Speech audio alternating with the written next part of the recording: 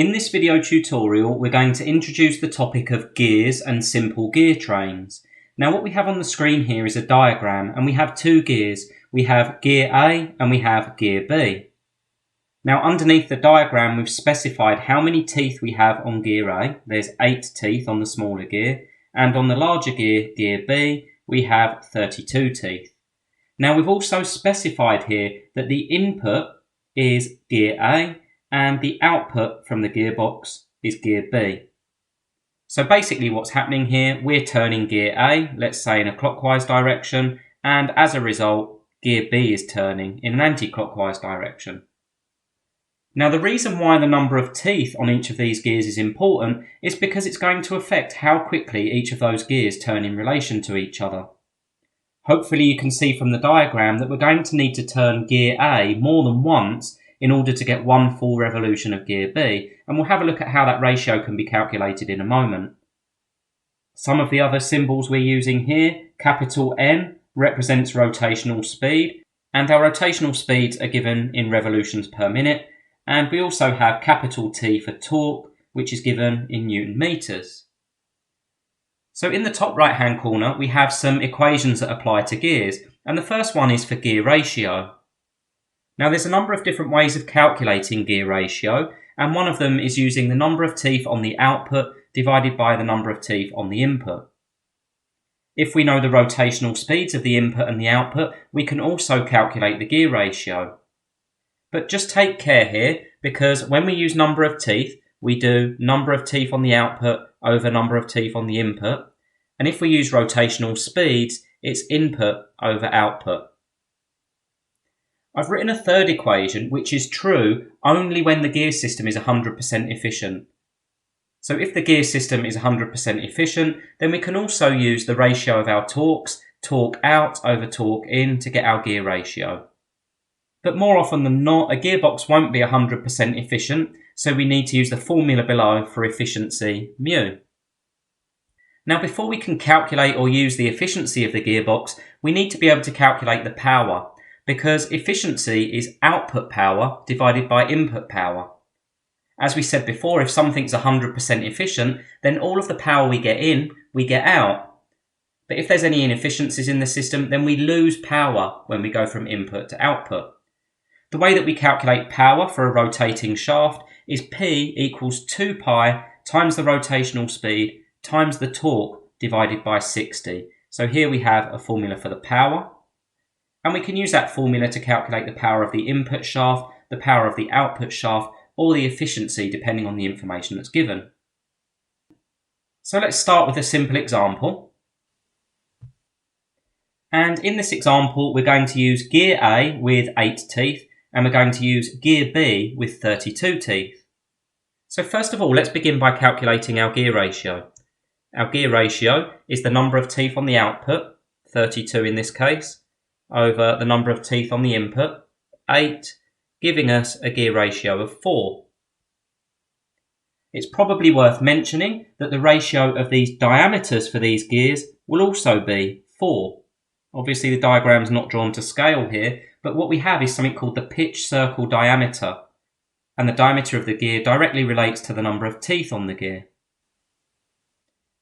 But returning to our example then, we now know that we have a gear ratio of 4, and we know that gear A is our input and gear B is our output. Now let's specify the rotational speed of gear A. Let's say that the rotational speed of gear A is 150 revolutions per minute. Now we already said previously that if gear A is rotating 150 times every minute, then we would expect gear B to be rotating less. It's a larger gear. One turn of gear A doesn't cause a full revolution of gear B.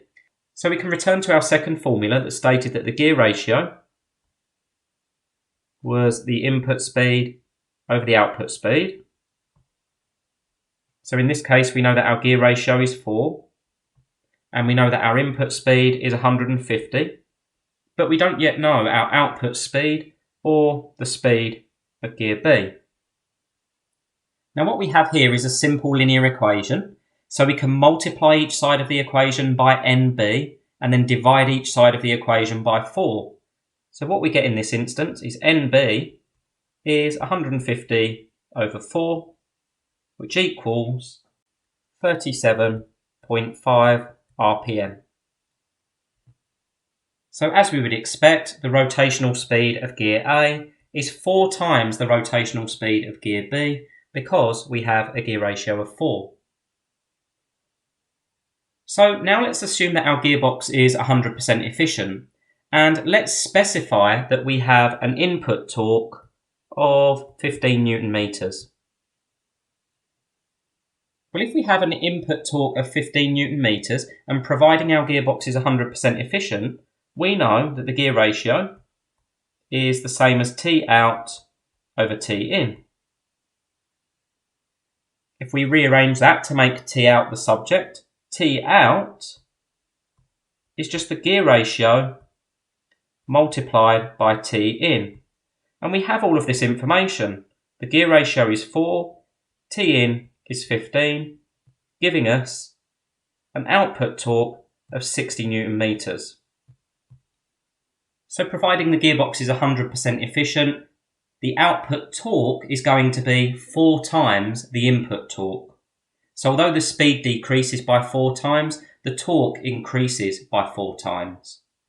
We're gaining mechanical advantage there. Okay, let's change the context slightly. And let's introduce an efficiency. Let's say our efficiency is 85%. Now what that means is we're only going to get 85% of the power out when compared to the power that we put into the system. So we're going to use these numbers, and what we're going to do is we're going to calculate the new output torque. Well, first of all, we can calculate the input power because we know the input speed and we know the input torque. Therefore, the input power, P in, is going to be 2 pi NA TA over 60. And it's simply a case of plugging our numbers in there. So we have 2 times pi times 150 times 15 over 60. Note that we use the rotational speed in RPM. So running that through the calculator gives us 235.6 watts.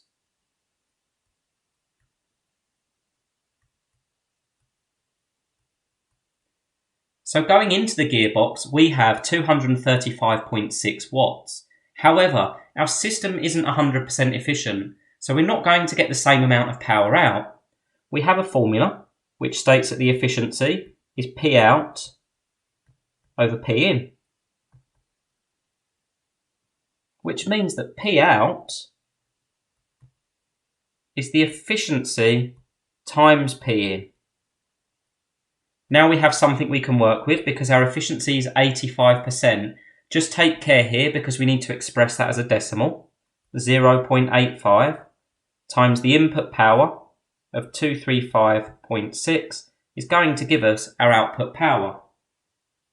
And our output power is just 200.3 watts. As you would expect, the output power is lower than the input power. So we have one last step because what we actually want to calculate is the output torque. So let's clear some space. Now to calculate the output torque, we need to use our output power that we just calculated. We just found that the output power was 200.3 watts. So we can return to our power equation because we know that the power out is 2 pi N subscript B T subscript B over 60. Now we need to rearrange this to make torque the subject, and whilst it looks complicated, we can just follow the steps of rearranging an equation.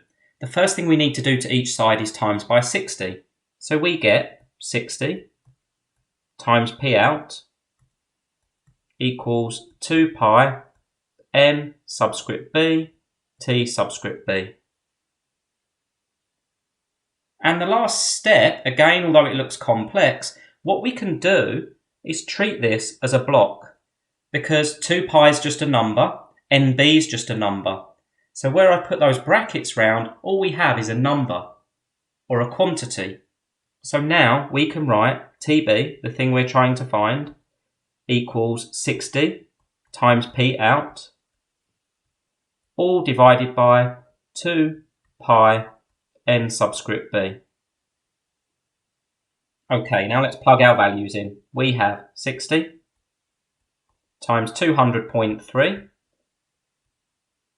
over 2 pi, and NB, as we calculated earlier, was 37.5.